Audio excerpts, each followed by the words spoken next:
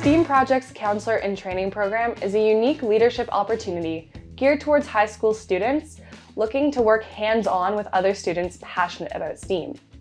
We provide our CITs with comprehensive training and workshops, teaching them skills like behavior management, conflict resolution, and more. Between workshops, our CITs will be working with cabin groups with younger campers to learn what makes a great counselor and how to be an effective member of the camp team. While mentoring younger campers and learning about leadership, our CITs will also have the opportunity to partake in technical workshops to develop their skills in woodworking, 3D printing, design, and more. The STEAM project also gives our CITs the opportunity to execute their own personal projects based on their own unique interests. Over the course of the month, our CITs will be given time, tools, and software to brainstorm, develop, and build a specialized program of their choosing.